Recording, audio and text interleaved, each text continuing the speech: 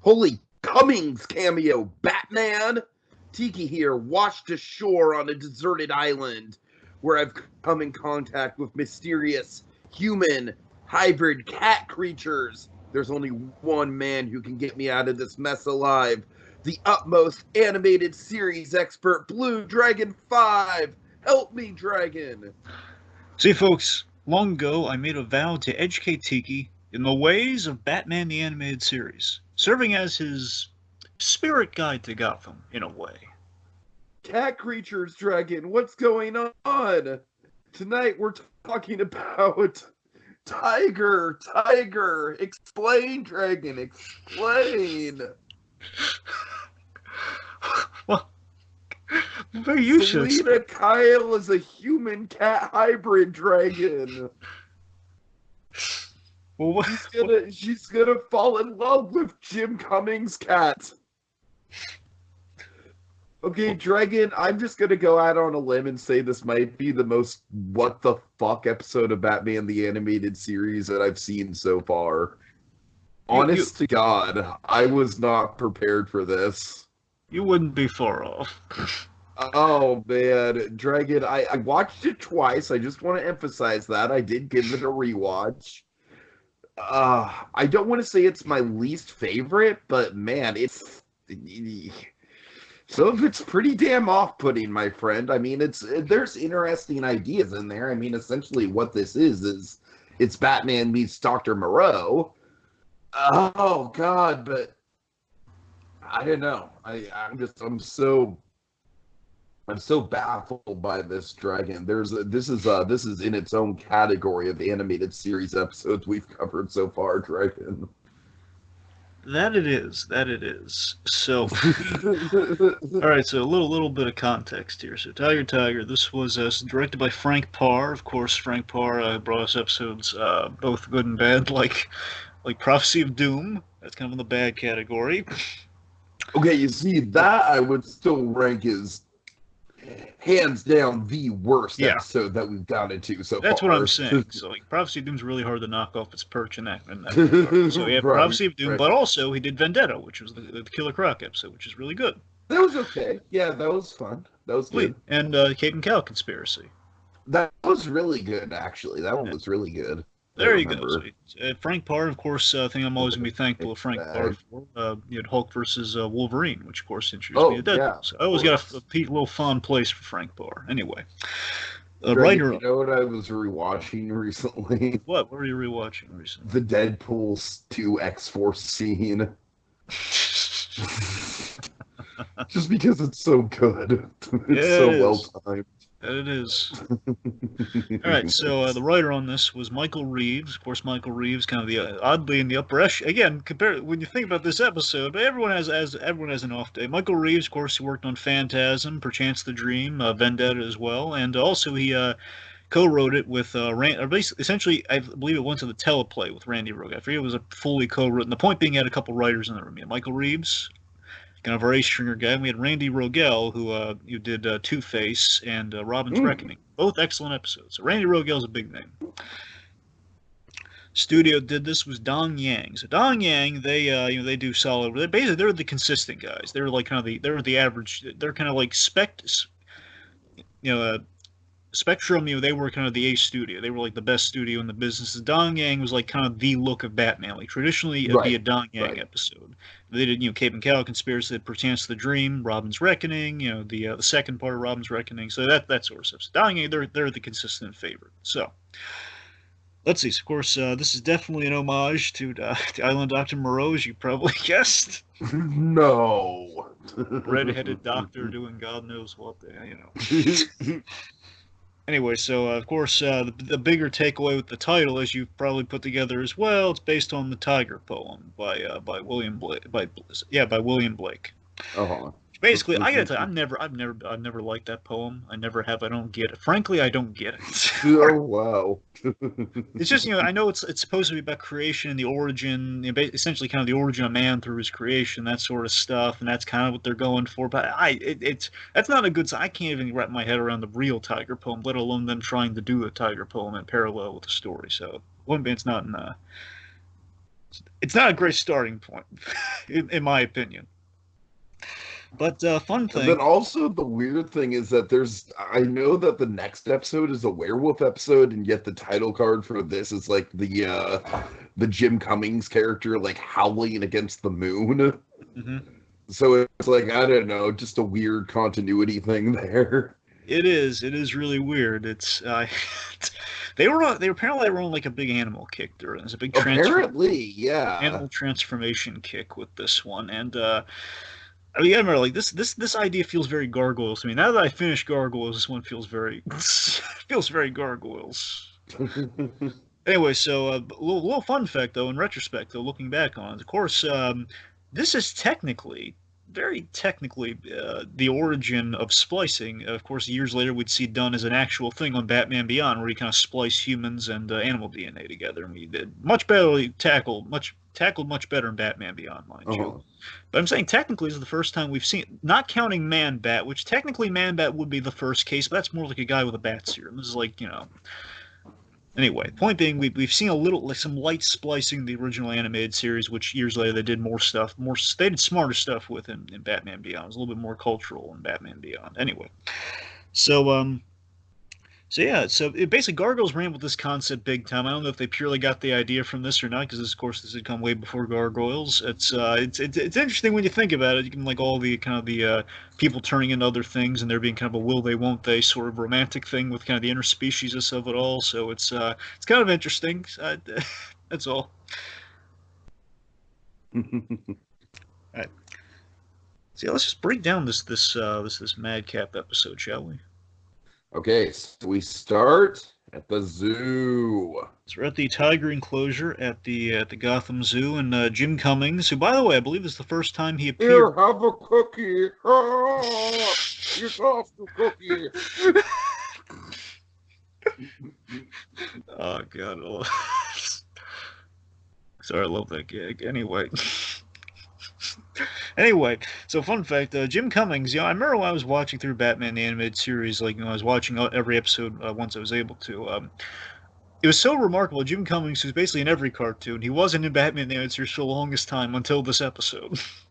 Now, Dragon, does he pop up anywhere else, or is this his one and done for the series? Gotta be honest, I want to say it's his one, at least for Batman the Animated Series. I forget if he appears anywhere else in the DCAU, because I imagine at this time, if I'm speculating, I imagine Jim Cummings is probably really busy with all the Disney stuff around this time. That's true. That's true. Probably, there's a ton of Disney stuff he was doing at this time. I forget when Jim Cummings really entered the fray. If it was the 80s or if it was purely the 90s when Jim Cummings really got in vogue with Disney. I'm not sure. Honestly, well, I mean, it was definitely like the 80s with Disney Afternoon at the very least. It would have to be, right? So that's what I'm saying. Yeah. Point being, I don't know. I'm just speculating as to why. My point is, like, Jim Cummings isn't hugely featured in the DCAU, so this is really a unique thing.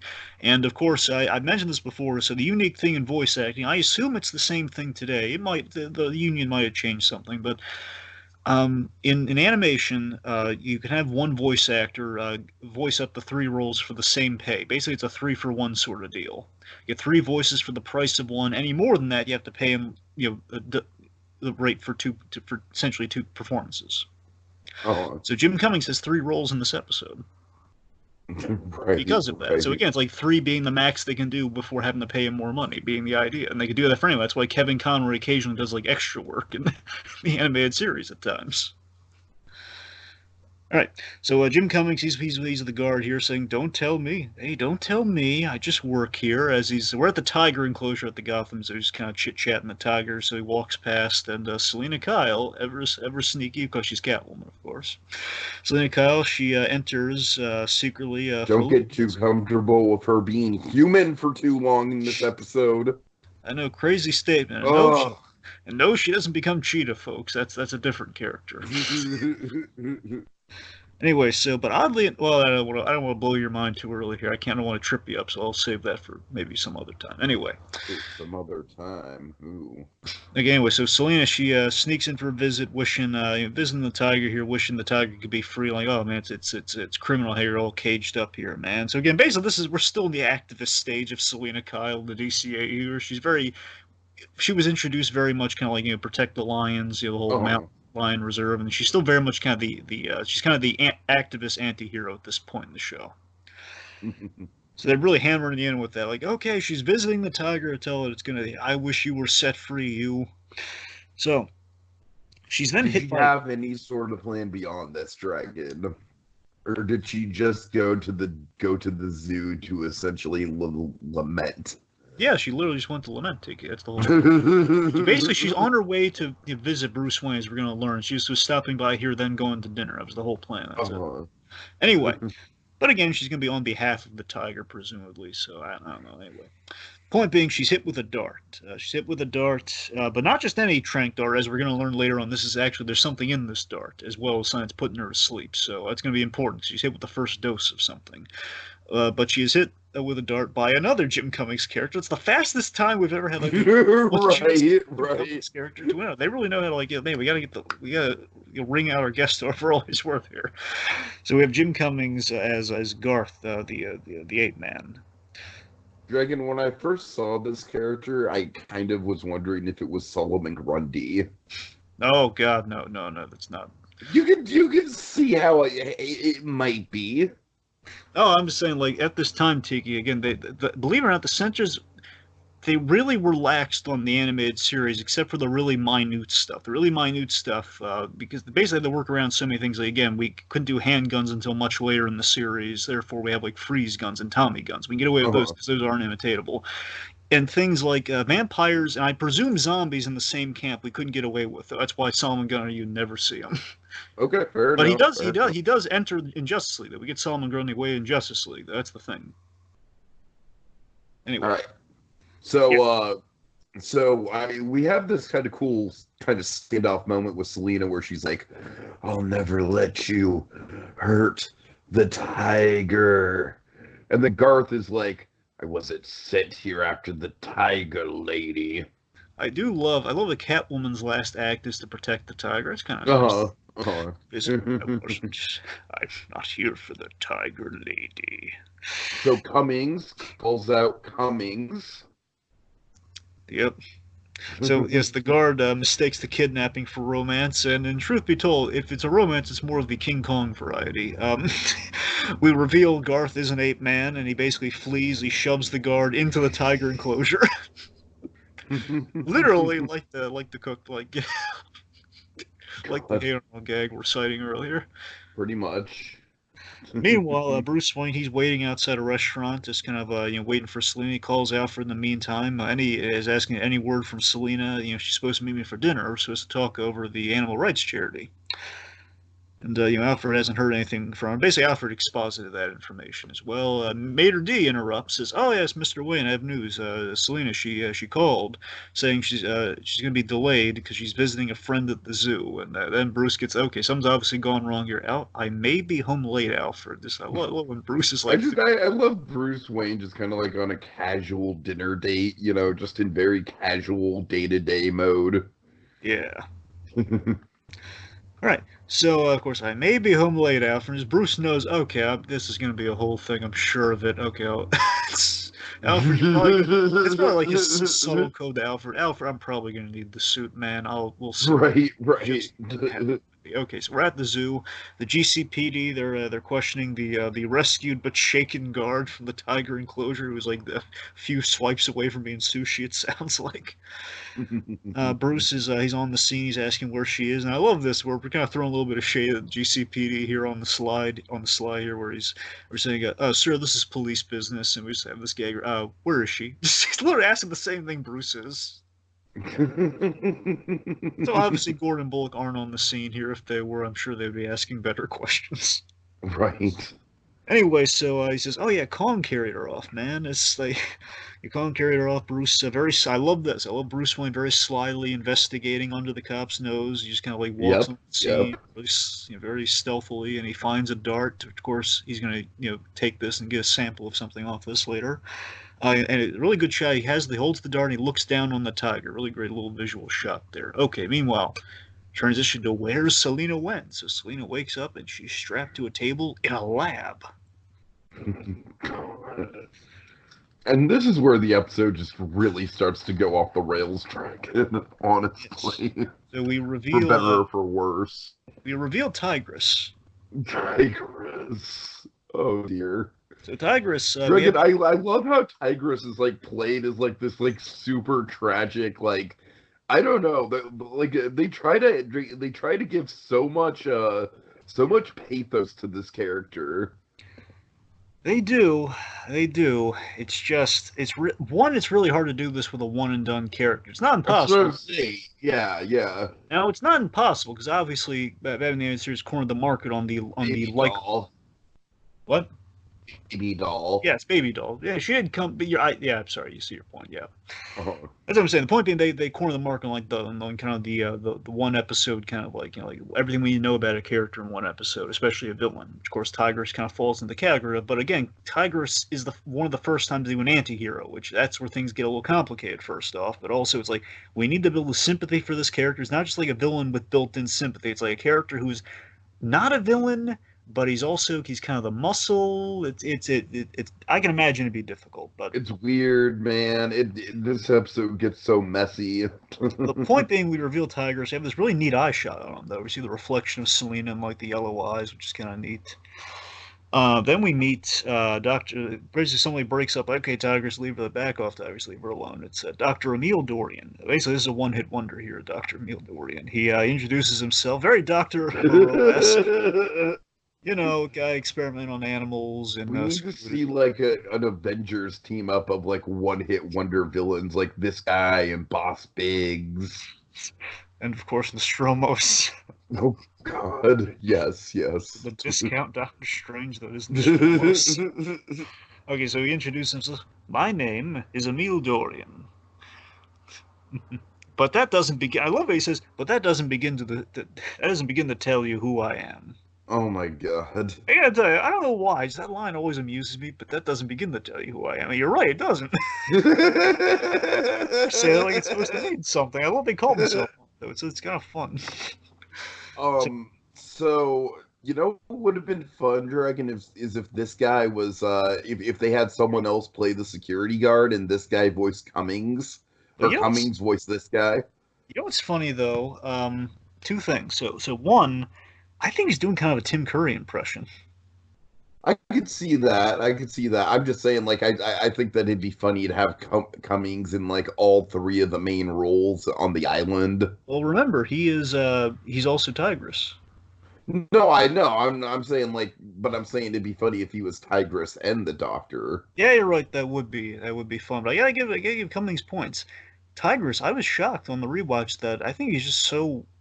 Again, you can never question with voice actors because Jim Cummings might be that good. He altered his own voice, but it might be like they pitched him or something because he's very unrecognizable as Tigress. And I've heard Jim Cummings for a long time. You can usually sniff him out. As Tigress, I couldn't really do that. That's impressive. Yeah. So anyway, so basically Emil Dorian, he drops some exposition on us that basically I do like this. I love the staging of this exposition. I love how, as he talks about Tigers, we see Tigers' training with Garth unfold. Basically, he's testing his abilities and his reflexes and everything. Is like Garth shoots these little metal spheres at him. So basically, we learn as we're visually seeing this unfold as he's kind of telling us what the deal is. So Garth was his first attempt at a human genetic structure. Anyway, so the human, you basically kind of like his first kind of like altered human, and Tigress was designed from scratch, so to speak. Essentially, he's probably like not a human specimen, he's just like kind of like animals fused together, but made human essentially. Gave him the strength and speed of a cat. Now we have the line that basically the line that says it all right now. It says, "I love cats." I love cats. They're independent. Don't F with cats, Miss Kyle. Oh God, there's words to live by, folks. So, I love cats. Independent, powerful, and beauty. Filled with the independent, powerful, beautiful. Cats. He loves them. So, So it's again a really well composed. I'll give credit to a well composed sequence. Point is we see Tiger's in action. He's formidable. Of course, later we're gonna have the inevitable encounter between he and Batman. That's going to be important. That's kind of why we're doing this. So we reveal. Now this is where we get into the real like logic. Okay, logic is kind of leaving the station here, territory of the episode here. So he chose Catwoman for his next experiment. God. And I gotta tell you, basically just because of the pun? That's what I'm saying here. I think it's a big missed opportunity because don't you think, given how we started the episode with her like wanting the tiger to be free, you'd imagine, okay, Selena Kyle, as we've established her in the show, animal activist, animal rights activist, very pro cats. You'd imagine he would have approached and asked Selena Kyle and then kind of like tricked her into going on to the island. It's like, hey, I have this animal preserve I'm trying to start, and then take it from there, right? You think Selena might be on board for things and actually build some trust in Dorian, right? Yeah. Don't quite do that. He literally. I mean, Dragon, that's not the first logic hole that I'm thinking of with this whole premise, but that is a good one. That's what I'm saying. It's like basically because we're entering a black hole of logic here. I'm aware of that, but that's what I'm saying. It's the fact that again, like because of that, like we're not taking any of that opportunity. It just literally comes off across Catwoman. Selena Kyle is Catwoman, so she'd be perfect for it. Right? It just feels like there's like a lot of real estate right under our nose here that we're not taking. So gimmicky, I have to do it. Because it literally just seems like, okay, what we're doing, instead of like, okay, she's visiting the tiger enclosure because she's soft on cats and animals and so on and so forth, and we hammer it in with Bruce Wayne and say, oh yeah, we're talking about that animal rights thing, that charity we want to run.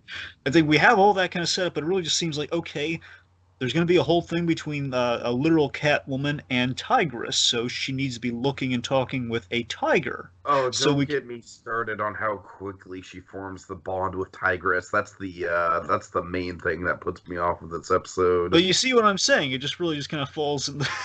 Yeah. Right, anyway, so back to our back to the quote unquote plot. So this is gonna be a long podcast, Dragon. Oh God, man. Okay. So anyway, so we hit her with the... Last episode was so fun. I just want to emphasize the Joker's Wild episode. That was a nice surprise, Dragon. Now, that was a nice surprise. It was like Joker taking over a casino, and I'd never heard of the episode before, and now you throw this at me, Dragon. Now, I meant to... I didn't know where I was going to be able to tell you this, so I might as well tell you.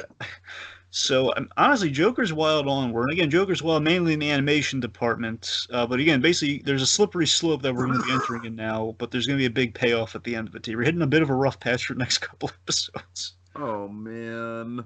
But again, light at the end of the tunnel is almost got him. Oh, okay. All right. It's not a long, bumpy path. I'm just saying the next couple, as in I think next 2, possibly 3. I think next 2. Okay, fair enough. So just brace yourself. Because anyway. Does it get worse than this? You don't want to ask me that right now. Oh God. Okay. Oh man. Oh, you really don't want to ask me that right now. Anyway, well, I know the next one's about werewolves, so we'll see how that goes. Yeah, you don't want to ask me about that. Okay. And anyway, okay. Back to the plot here. So, actually, Dorian hit her with the initial dose with that initial tranking. The tranking not only what knocked her out was the serum. Serum knocks you out for a little bit. So she was hit with the first dose. And now Ian uses the little injector to hit her with the next dose. We do that in silhouettes, as now she's been injected with a more potent dose that's going to kind of start up some stuff in her, which is going to be quite horrifying. Meanwhile, Batman... Now, this is the smartest part of the episode right here. This is the best part. The best scene in the episode for me, yeah. So we pay off something and we continue. So there is an arc with this character, by the way, which is really nice in retrospect. I think it's like a 3-part arc, and we're in part 2 of it right now. So Batman goes to Dr. Kirk Langstrom, who we met very beginning of Batman the Animated Series, who of course was Man-Bat, Dr. Kirk Langstrom. So basically, Batman uses that sample that he found, which again, as we've established with Dorian, there it was part she was hit with the compound. So Kirk Langstrom recognizes this. It's traces of a very Man-Bat. Basically, Batman found there's some Man-Bat-esque similarities. That's why he went to Langstrom. And Langstrom confirms that it's, oh yeah, this is like T-99, and this is the brainchild of Dr. Emil Dorian, who basically, he shows Batman an early experiment of Dr. Emil Dorian's, and it basically was this half ape, half cat. He used to experiment on apes, and basically now he's gone more into cats. So this is like the first thing of him splicing together animals, and it's this sad creature too. Like poor, you feel so bad seeing this poor. Like the thing doesn't know what it is anymore. It's quite sad. Yeah. Yeah. But yeah, just one thing on Langstrom again. So there's a nice redemptive arc on Langstrom there, and it really, which is kind of reflected in the comics too. I don't know if they purely got it from the animated series or not, because many a time Langstrom is kind of redeemed after the initial Man-Bat story. Because basically he's like a Dr. Jekyll, Mr. Hyde, or like a better example of like a Lon Chaney werewolf, as it were, where he's like he's a nice guy, but he turns into a monster sometimes. Sure. That's kind of the path of Langstrom, and there's a nice look. He and Batman, they have like an interesting dynamic that is going to get really developed the next time you see Langstrom. So just remember that. File that away somewhere. Okay. Anyway, point being, we learned from Langstrom that Dorian is retired. He retired after people protested his genetic experiments, and he's retired to an island. Cut to the Batwing deploying Batman in the Bat Glider. Nice. I do love the shot of the Batwing over the moon and the palm trees and everything. Yeah. Pretty atmospheric shot right there. Batman's on the island, essentially the island of Dr. Moreau, where there's all sorts of demented experiments. Basically, every animal, the idea is every animal on the island is spliced with cat DNA, which is really freaky. Look out, it Scrimble shakes the railway cat! Yep. I had to get one joke in there, Dragon, I'm sorry. Yeah. So we see a very Griffin-like cat fly by, and then we see the lab. We have like lightning, flashing over the lab, a little effect there. So Batman sees, okay, that's where the lab is. So he goes there. Batman, he climbs up the building, kind of classic '60s style, but kind of the '90s flair to it. And here's one thing that kind of throws me off here. Is I kind of feel like Batman just sort of like casually walks in on the Doctor, and the Doctor's just sort of like, oh, hey, Batman. Well, he does kind of have a plan for Batman, and of course he does have kind of all the cards stacked in his deck here with Catwoman. So I think it's wise. I guess he doesn't technically walk in on the Doctor. Garth brings him downstairs, but the Doctor is very much just like, oh, it's you, Batman. He is, but real quick though, I do love he's looking down the skylight. This is another really good part of the episode. It's a fun gag. He's looking down the skylight. He's greeted by Garth, who is like, Doc doesn't take kindly to uninvited guests. They have a struggle, and Dorian sees us. Bring him down, Tigers. And this is awesome. Where Batman basically Batman doesn't get brought down. He basically crashes with Garth through the skylight, and he lands there. And Dorian has this great line where he says, "Well, that's one way of doing it."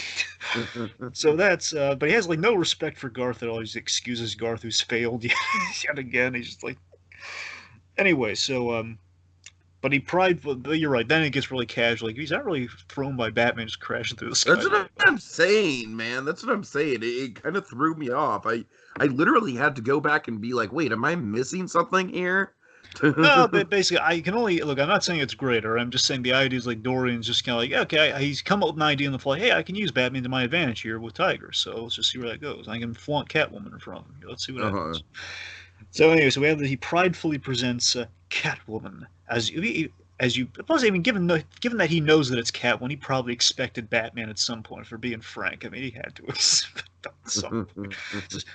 I present to you Catwoman as you've never seen her before. We have all right, and now this is where we get into Cat's 2019 territory, Dragon. Yeah, I knew we were gonna have to.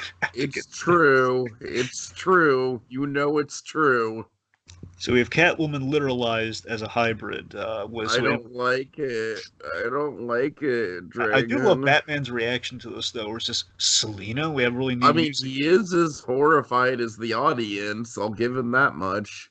Although one of my favorite moments in the episode is Batman just straight up taking the fucking desk and crashing the glass. I know, right? I mean, that's the thing. This episode doesn't have much to it, but there are a few bits. Right. Just like, we have Langstrom in there. He's crashing that desk and dropping guys through skylights. We got to admit. Very surface level, mind you. Just like, kind of like the old analogy of like, the diamond thing where it's like, there's bits and pieces of goodness in all these episodes. There are. So Batman's very upset. Says, "What have you done to her? You made." Says, "I made her what she always wanted to be." And again, there's no story context to back that up because we don't. Selena, as we've said, she very quickly like there's no like she's not. That's the one thing I think you're gonna find when we're talking about here on the rewatch and so on and so forth is that she's not subscribing to the cat way of life at all here. She's until the minute Batman shows up, she snaps out of it, which is kind of like, well, what was the point then? Yeah. I mean, that's the thing. It's like There's no argument made for her wanting to be this way, which again, I don't really think it's very well defined, like exactly what stage in the process she's in, or because you're right. It's like she does snap out of it as soon as Batman comes onto the scene. There's not really a lot of tension as far as like, oh, this is my own choice, or I don't know. Yeah, you're absolutely right. That's the thing. Like she's like 2 out of the 3 steps in the whole process. Basically, the next one's going to be the one that makes her into Tigers. Essentially, the one's going to be completely kind of like sway her fully into the lifestyle. But that's the thing. She's right now she's just like, okay, until Batman shows up, she's kind of happy and go lucky in the cat enclosure. But I'm saying there's no like debate of like maybe Catwoman. I'm not saying it'd be a tough story to tell, mind you. And that's probably why they kind of gave up on it. It's like if we could take Catwoman and actually have her be swayed by becoming a cat lady. Oh, God. But it's a hard. I'm not saying it's an easy. That's what I'm saying. It's a tall order. That's why they probably didn't do it. But I'm saying that's kind of what Dorian's thinking. That's the story he's in right now. He thinks I made her what she always wanted to be. We're like, no, not at all. She doesn't want to be that. We didn't have a scene where you asked her. Very much like literalized her alter ego, bro. That's what I'm saying. Like you literalize it, but she didn't like. Again, this is what I'm saying. We don't have like any prior relationship between her and Dorian, which I might have been able to buy that a little bit more. We don't have that here. Right. Anyway, so Batman's just like, you made her a monster. I just love how offended he is. So he argues he's given her power and evolved her, which again, no story to back that up. Batman grabs the lab table, smashes the glass, and he's like, Selena, do you know me? And, it's just, oh, Batman, it's you. This is where okay. So now. So like, okay, way to undercut the tension there, right? Yeah, it's rather. It's like you know what I think would have been stronger is if she just straight up didn't have her voice for the majority of the episode. That's what I'm saying. Like we don't have that. It's just like I forgot on the rewatch. Like oh god, she just literally snapped that like that. And I knew we were gonna get there. I forgot it was that quick though. Anyway, so Dorian he warns. Again, this is what I'm saying. There's nothing to back this up, though. Dorian warns Batman, you'll just confuse her. Obviously not. She knows who he is. Right. She's a little confused as to why he's here because she's just snapping out like, oh, God, yeah, I was in the whole cat enclosure, but now I'm back to my senses. Like, it's going to take her a few seconds. Then Dorian basically reiterates the big plot point that she needs one more injection, then she'll be whole, which I guess is true. I mean, Dorian sounds like he's on a completely different, line of logic here, but let's just go with it for simplicity's sake.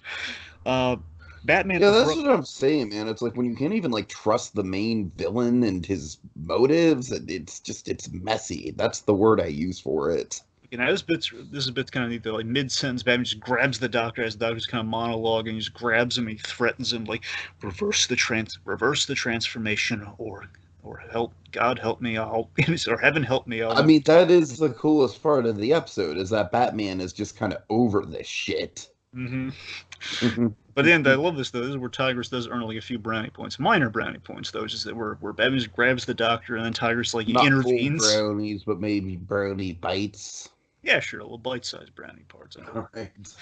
Like DQ brownie parts. I don't know. Anyway, so Tigers intervenes. He aids his father. That's the thing I do like about the Tigers. So I do like the whole father angle of it all. Of course, yeah, I'm a sucker for Frankenstein. I'm a sucker for kind of the father-creator relationship. That whole thing. It's really fun.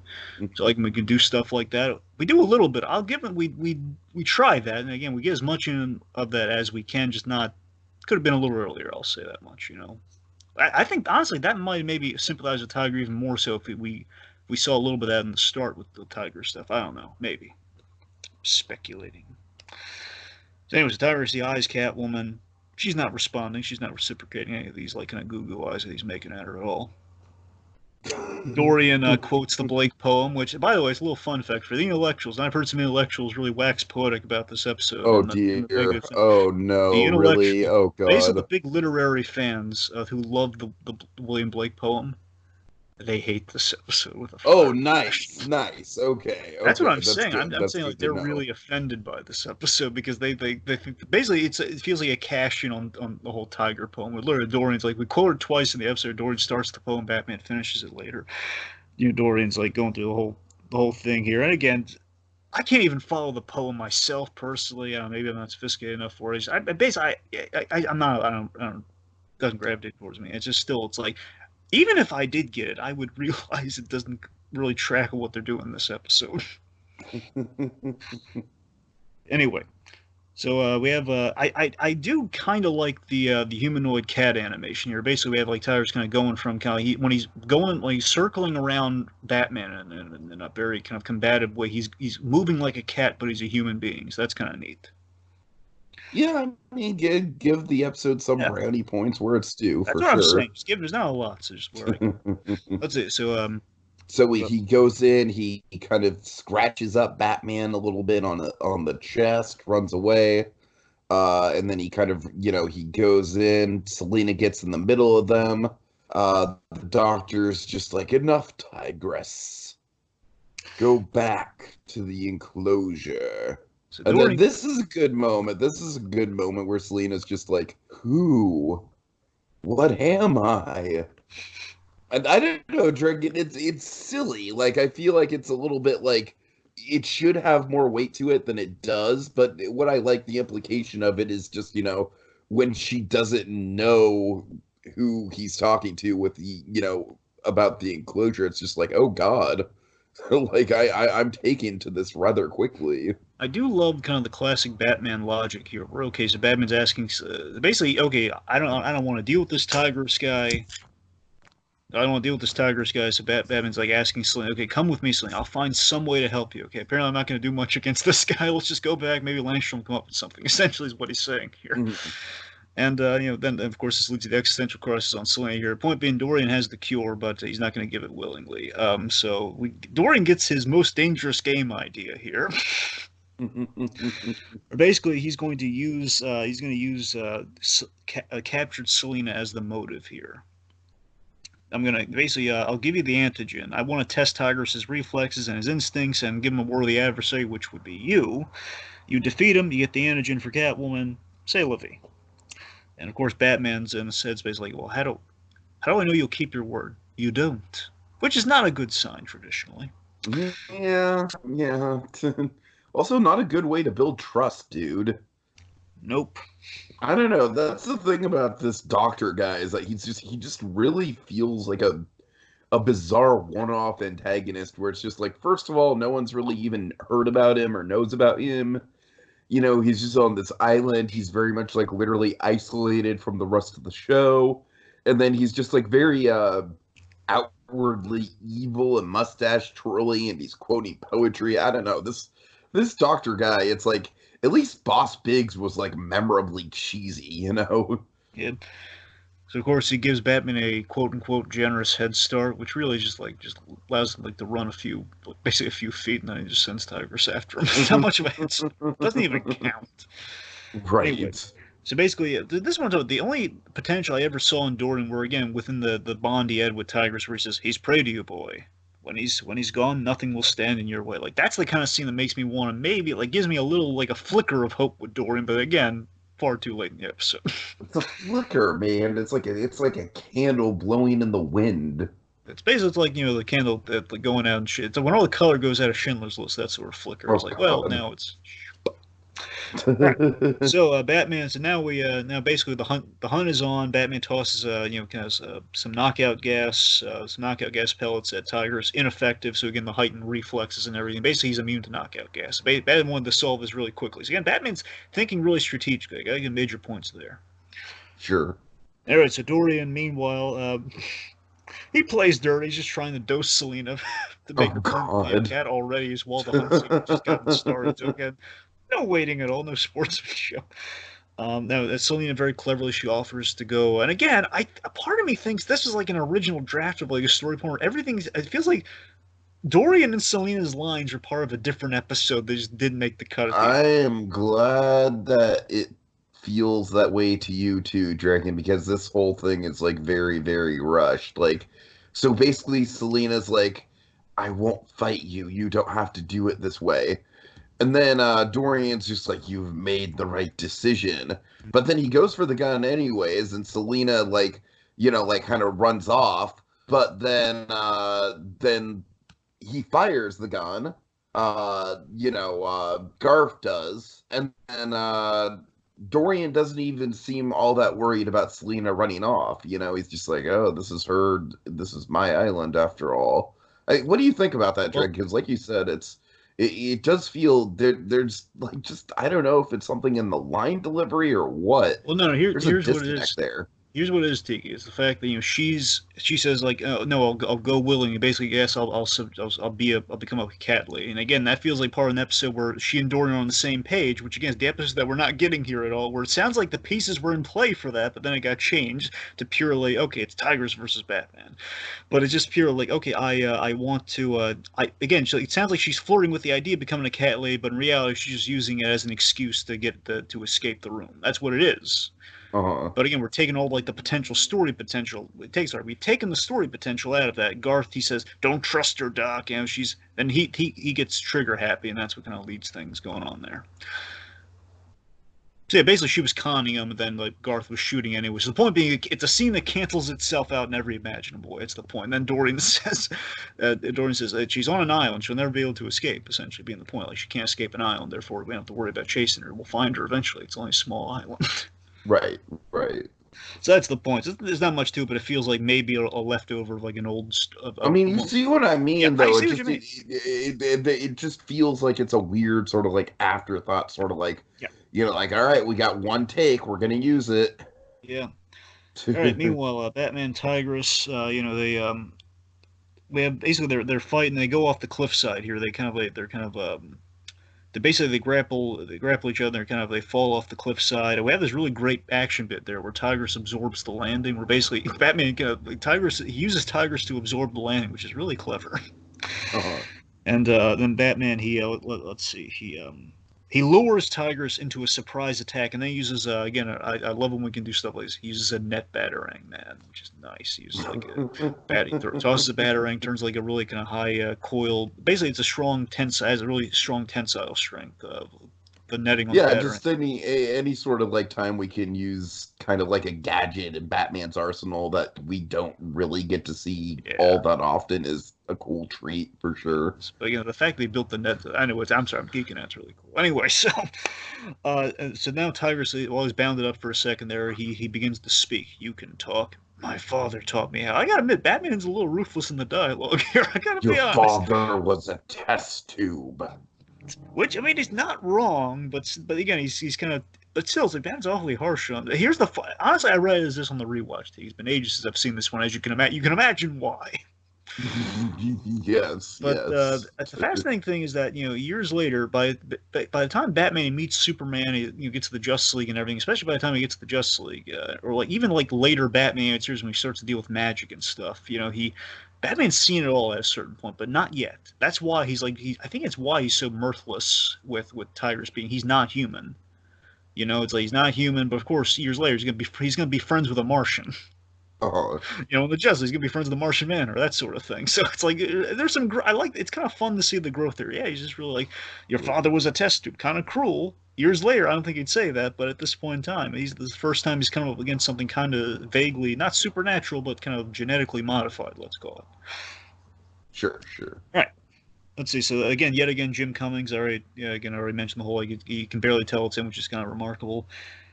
Let's see. So Batman, he expects the cable to hold Tigress for a while, basically so we can get the antigen from the doctor. He knows he's not going to keep his words. That's why Batman's basically dealing with Tigress and get back to the fray there. We learn not so much. Tigress can cut through this thing rather easily. We find like, oh god, that's not good at all. We have a neat little sequence here. It's no Kung Fu Panda, mind you, but it's a nice little sequence, a bridge sequence. Where I was thinking Temple of Doom myself. that's the better example. But seriously, Tiki, if you ever rewatch Kung Fu Panda, the bridge scene is amazingly animated. I need to explore the Kung Fu Panda series as a whole, man. It That's a is, man. blank spot on It's my worth doing. resume. The first two especially, man. The first two Uh-huh. especially. Third one's not bad either. Just the first two were even better. Okay. Anyway, so boys, we're on a rickety bridge. Tigress attacks. This is neat. Again, I gotta admit, the action, the animation's pretty solid on all the Tigress Batman stuff. I gotta be honest, just going through it here. So he deflects a batarang, which then cuts the rope, and now the bridge is like kind of half gone right now. And this is where we get into. This is why I'm thinking Kung Fu Panda, because basically there's a bit where the bridge is kind of like hanging by half of it. So let's see. So basically, it's Batman. Basically, Batman's just trying to get across the other end of the bridge. But again, Batman's kind of in a great deal of peril right now. But Tigress, using his cat-like abilities, he's very nimble and very vicious in this fight. And this leads the two of them to kind of plummet and fall. But on the way down, Batman he grabs some tree. He kind of lands in some trees on the way down, and it's really neat there. Where he avoids Tigress the last thing. Basically, Tigress on the way down. She's trying to get Batman, and basically Batman he swings out of the way. Tigress just goes through the tree, and he goes all the way down. We think. Let's see. So Batman just coincidentally, because we need to wrap the episode up. Batman runs in the Catwoman. Oh God! Right.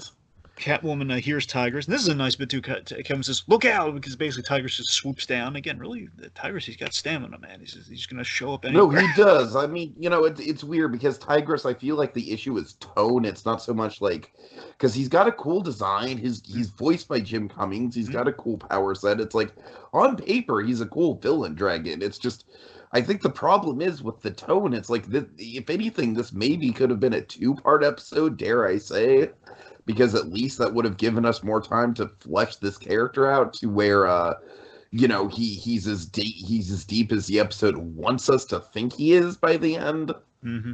I don't know. I think you're right, and I think the risk is it's always tricky when you take Batman out of his element, when we take him out of the city, and it's a risk when we do that. And with here again, you're right. I think we would have been able to pay all that off in a 2-parter, but again, it's a risk of we're not even sure about this episode. Do we really want to make it a 2-parter? That's what I'm saying, man. I don't want to make it a 2-parter. I mean, that's where I'm mixed. I'm saying that's probably the logic in the room of we're already taking a chance with this one. I don't think we can hedge our bets and make it another 2-part, especially after the last Catwoman one turned out, where we spun our wheels a little bit on the second half, and I like that. I don't mind. I don't mind the second half. I'm just saying it's it was still spinning its wheels a little bit of Red Claw, you gotta admit. Anyways, the point being, so Catwoman, she breaks up the fight here. She spells out that Batman's not your enemy. I do like the idea Tigress comes around, but again, we don't have enough real estate built with this character enough yet. That's the problem. Yeah, exactly. So I don't mind where we go with him. It's just I don't know if we've earned it. So he says Batman's not your enemy, and basically he thinks no, my father said if I kill him I can be with you. It's just I can't be one like that. Your father's wrong. So then then he runs off. And he runs back. It's like they're treating fucking Catwoman and fucking Tigress like they're Romeo and Juliet. It's like star-crossed lovers. The pathos just doesn't connect for me. Yeah, I mean, to be fair, it's not on her end, but you're right. It's not really. It's definitely forced. It's definitely we need the audience to be sympathetic towards. Oh, poor Tigress. Why couldn't Selena end up with poor old Tigress? Which obviously she's a one-off character. We can't do that. All right, so then this is a scene I do like. This is where Dorian began to come alive for me here. But again, it's like the end of the episode. Yeah. Okay, so Tigress comes back empty-handed, and Dorian strikes Tigress. He berates him. 20 years, Tigress. All of this jeopardized. And again, I love that. It's but father, I love how wounded Tigress is by his father's disapproval and just him being really angry. That's where I'm getting sold in the whole Tigress Dorian story, man. But it's way too late. He says you should have killed Batman. Why? Why, father? He's not food. He's not my enemy. That's an interesting discussion. I'm sold on that, but too late. And Batman, he's right. So let's see. So he says that he's right. I want the antigen. and you. So this is where things take an interesting turn, but way too late. I know I'm sounding like a broken record right now. I'm just gonna try to avoid that. So Batman kicks Garth, just kicks him and he falls right down the staircase. Let's see, and we have the moral. Basically, we have the moral kind of dilemma here, where Dorian's trying to manipulate Tigress here. Says, "He'll take me away from you, Tigress." And then Batman's having this circling him, which says, "It's out of your hands, Tigress. He's broken the law. He's committed crimes against nature.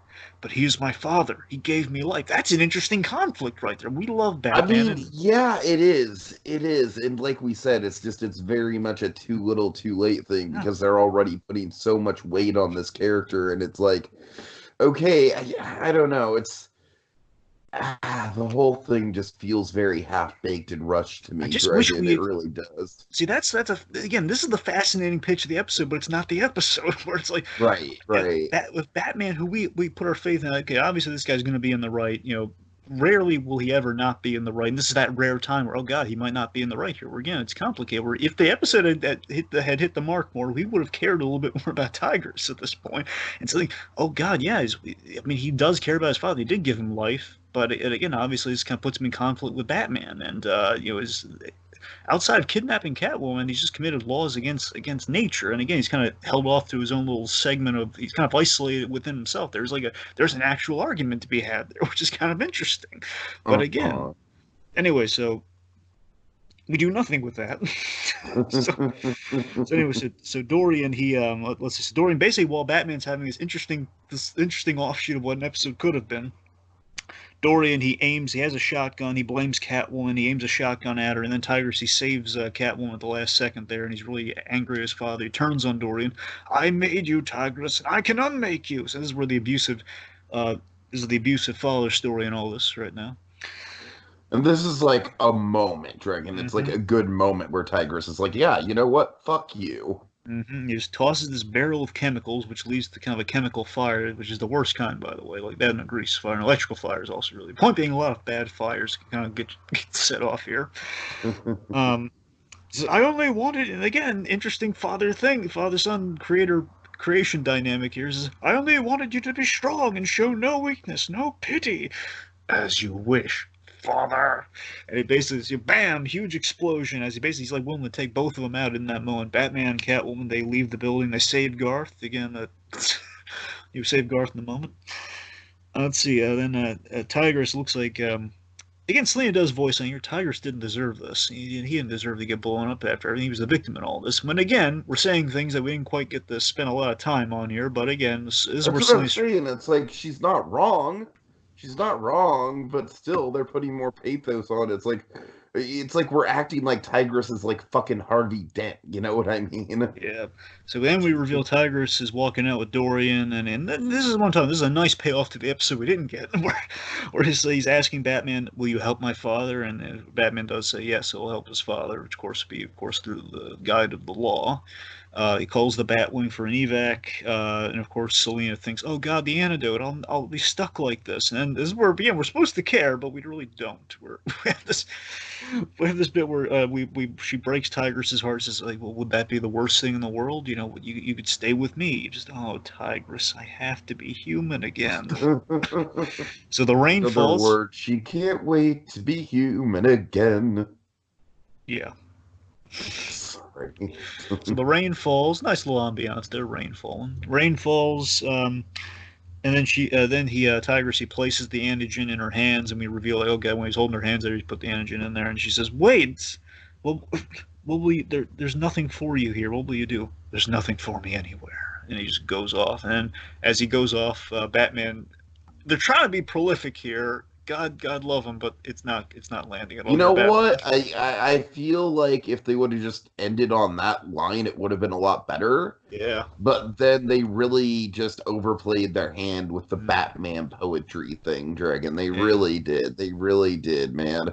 Batman essentially quotes, I think the ending. If it's not the ending, it's like it's the end of the iconic paragraph. Everybody, what I do know about the poem was that the remarkable thing about it had that really unique symmetry. So it had the really unique rhyming scheme where you don't always have to rhyme things in poetry, where basically you have like symmetry being rhymed in the pentameter of the thing. let's see. So he says, "What immoral hand or eye, dark frame, fearful symmetry." So it's like symmetry, hand or eye. It's kind of the old. Anyway, this isn't school anyway. So then we have the moonshot, and that's all she wrote. All right, so Jesus Christ, Dragon, final thoughts. I mean, it's not as bad as a couple of the episodes that we've talked about, but it's pretty bad. It's pretty bad. I don't know. I mean, this episode, it feels rushed more than anything else, Dragon. It really does. It just feels like it could have just used a couple more rights to just iron out, and there's just a lot of storytelling that just really just doesn't come together. Decent ideas, but not great execution. I'm kind of fearful for what lies ahead. So my final thoughts, keep it simple. What I can't shake about this is that it's not really. Here's the thing. I think the flaw in the episode, the intrinsic flaw in the whole thing, is that I can't shake this episode is not a Batman story. It's not a Batman story. You could put anyone in the situation outside of a few like moments that ring true for Batman, mind you. Sure, like, sure. The action beats. Okay, I can buy that for Batman. There's a really cool Batman themed action beats. But you could take anyone, put him in this story. Okay, girl gets kidnapped, and our hero goes to save her, and kind of goes up against kind of in this dangerous game situation. Again, anyone can be put in this situation, swapped in for Batman, which is a kind of a problem when you do a Batman show. And I mean, let me put it this way again. Mainly in the animation, it's executed fine. It's kind of the inverse of Joker's Wild, where the animation was flawed there, but the story was great. And here it's a little. I mean, the animation's solid. It's just the story's not there at all. It's just basically. I can't say it's truly bad. It's just unremarkable in every way. It's unremarkable in every way. It again, the scholars are really ticked off at it for the mistreatment of William Blake's work. I respect the Dr. Moreau angle. I respect it. It's just really weird. It's just a weird choice, and it's just weird. And any potential that we have, we're just not capitalizing on. Again, like any of this like creation thing, it just feels like too little, too late. Any interesting thing.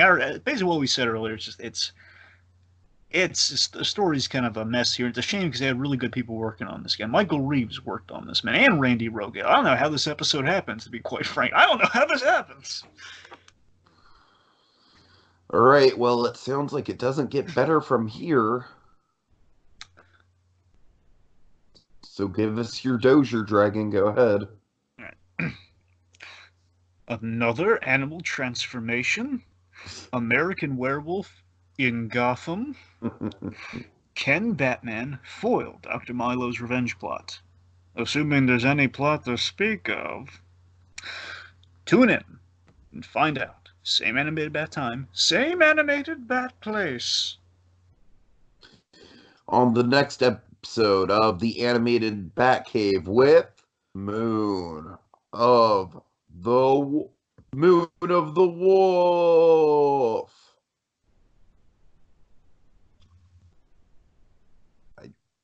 That doesn't begin to tell you who I am, though. Cat people. Beware of Scrimbleshanks, Dragon. Beware of